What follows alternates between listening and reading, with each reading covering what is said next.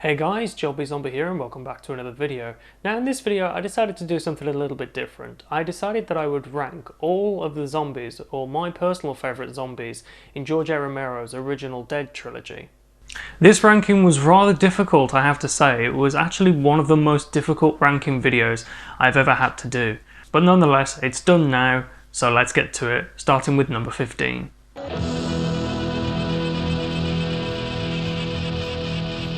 Okay, so kicking off the list at number 15 is a zombie that I changed at the last minute. Originally at number 15 it was going to be the clown zombie from Day of the Dead. But at the last minute, just before recording this video, I changed it, and number 15 has now become the businessman zombie, or the suit zombie from Day of the Dead. There's just something about this zombie that I like a little bit more over the clown zombie. Day of the Dead had some absolutely outstanding zombies, and as we know, Day of the Dead had the best special effects out of the original Dead trilogy. But like I say, there was something about this zombie that I liked, whether it was to do with the costume, the makeup, rather than having the clown zombie at number 15. So my number 15 spot is the businessman or suit zombie from Day of the Dead.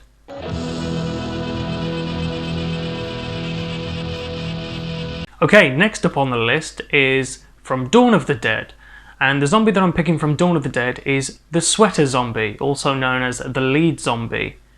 Played by Clayton Hill, the Sweater Zombie is featured very much in the film.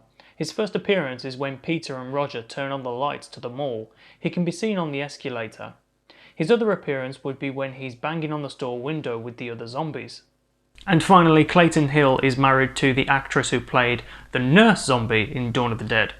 And speaking of the nurse zombie,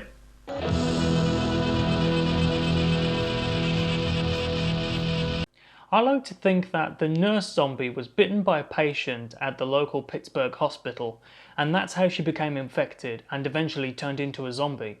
She can be seen in the background shots and is one of the most famous zombies featured in Dawn of the Dead.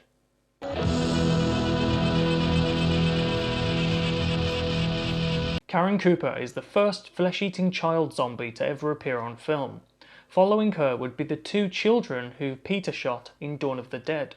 And a little bit of trivia here, Kim Forey said that he didn't actually like filming this scene. Didn't enjoy that, shooting the kids. Thought that was a little crazy. Karen was with her mother Helen and her father Harry when she was attacked by the flesh-eating ghouls. The family's car was tipped over and Karen was bitten on the arm. Later that evening, Karen eventually turns and eats the remains of her father, then brutally kills her mother by stabbing her several times with a garden trowel.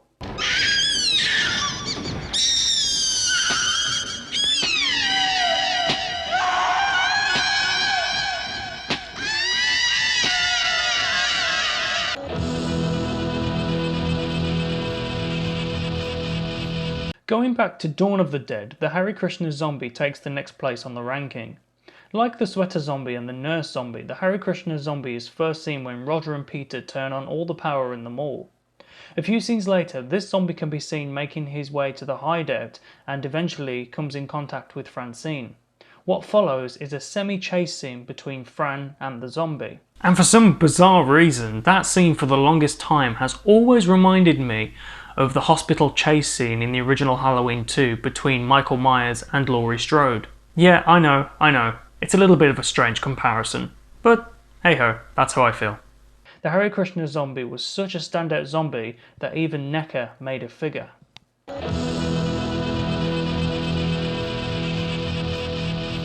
Okay, so we're into the top 10 now, and the zombie that I've picked for number 10 is the helicopter zombie played by Jim Crut. I love how the zombie just wanders into frame whilst Roger is filling up the helicopter. The zombie attempts to get to Roger by climbing over some crates, and when he does, the top of his head is taken clean off by the helicopter blades.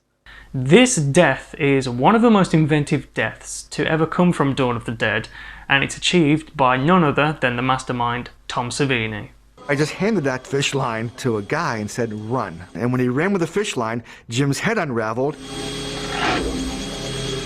And then we just pumped blood in through tubing up Jim's legs to the headpiece, spraying out of the head. That was it. That was the take.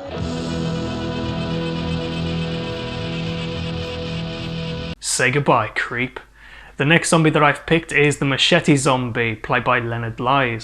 It's a brief scene between the biker character Blade, played by Savini, and a zombie. But it's executed perfectly, and it works so well with Goblin score playing in the background. Again, very brief, but so memorable.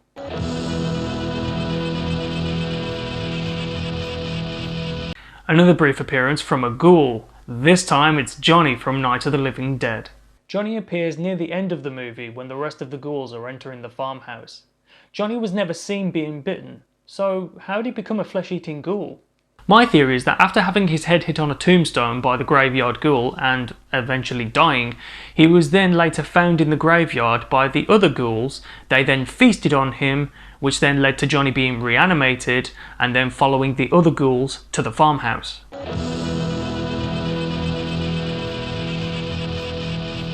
Roger Demarco is one of my all-time favourite characters in George A. Romero's Dawn of the Dead and George A. Romero's original Dead trilogy, but his appearance as a zombie is very brief, but at the same time unforgettable. Peter and Roger attempt to block the entrance of the mall using some semi-trucks.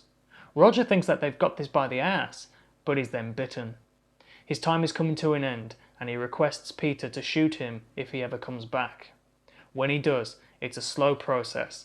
Peter is watching and waiting, and eventually Roger turns and slowly sits up, and a shot is heard off screen.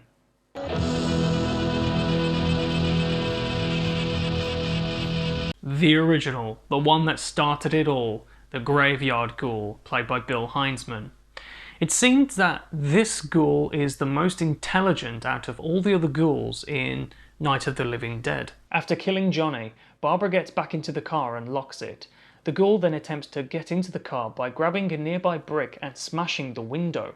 Bub from Day of the Dead will always be the most intelligent zombie in the original Dead trilogy, and then later on in Land of the Dead, the entire zombies seem to be more intelligent, to the point where they would cross the other side of the city travelling underwater. But we seem to forget that the original ghouls in Night of the Living Dead were fairly intelligent, as they used implements to attack the farmhouse and enter it.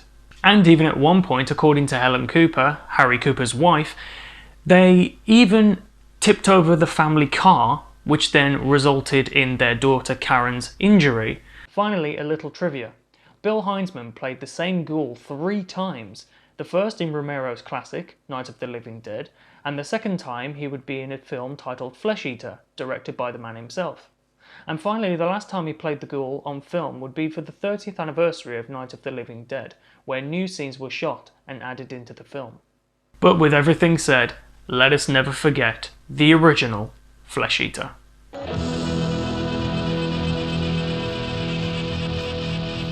Okay, so we're entering the top 5 now, and the zombie that I've placed at number 5 is a zombie that is not portrayed by an actor, or an extra to that matter.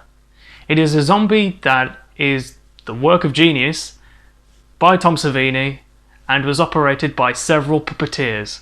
Dr. Tongue appears along with the title card at the beginning of Day of the Dead, and yet again has a very brief appearance, but his on-screen appearance is a grisly and gruesome sight.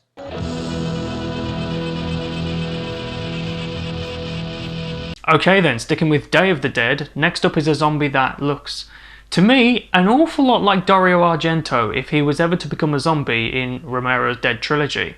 This zombie doesn't really have a name, so I'll just call him the gut-hanging zombie. He's first seen on Dr. Logan's operating table, and is one of the most gruesome zombies in the film. He's executed by Logan taking a drill to the zombie's forehead. Day of the Dead has the greatest effects in the original Dead trilogy. In fact, it has the greatest effects in a single zombie film.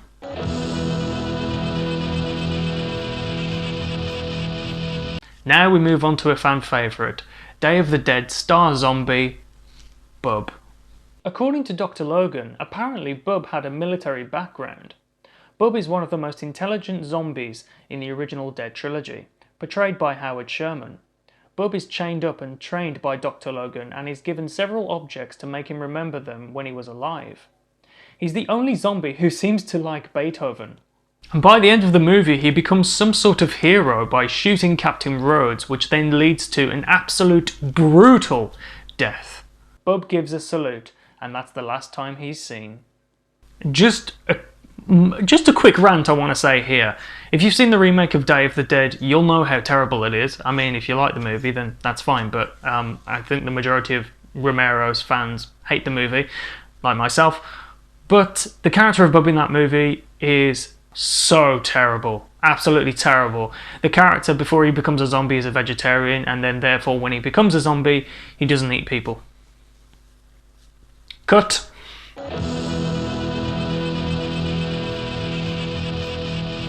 My second favourite zombie in Romero's original Dead trilogy comes from Dawn of the Dead.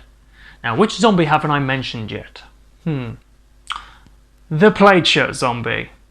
Another brief appearance, but again, very memorable. So memorable that this zombie was used on the majority of all the posters and trailers for the film. After killing 2 zombie children, Peter reloads his rifle when another zombie sneaks up behind him. A bald zombie with half of his face all messed up. Stephen attempts to take out the zombie and ultimately fails, leaving Roger to finish the job.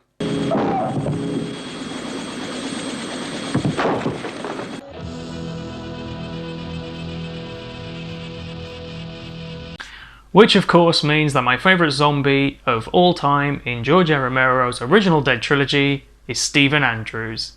Can you tell he's my favourite zombie? Everything about David M.G.'s portrayal as a zombie is fantastic. In my mind, he is a perfect depiction of a classic zombie.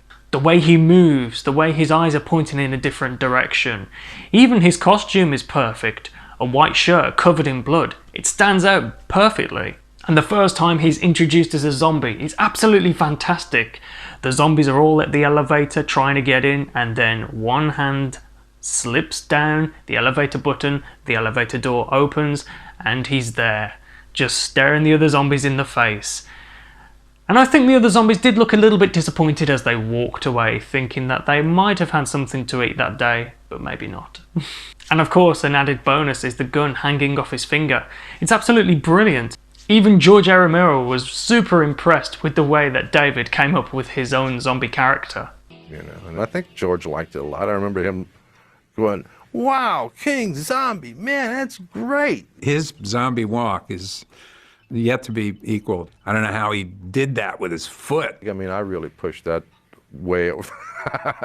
And I love the thing with the gun. He's not even aware that he's got a gun hanging off his finger. Those were all things that David invented. His body language, it's really worthy of Lon Chaney. And I was very much at home playing the zombie. I mean, I just had a hoot playing the zombie. I really did.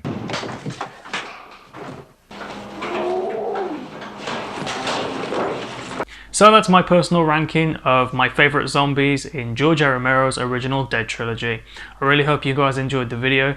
If you're new to my channel and you like what you see, don't forget to hit subscribe, I'd really appreciate it. Also, what are your favourite zombies in George A. Romero's original Dead trilogy? Or even the new trilogy, Land of the Dead, Diary of the Dead and Survival of the Dead.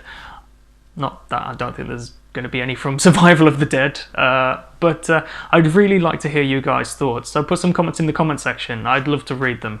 And finally, if you'd like to keep up with future uploads, then why not considering hitting that notification bell down below. Alright then guys, I will see you in the next video, and as always, take care! That was a bit lame, weren't it?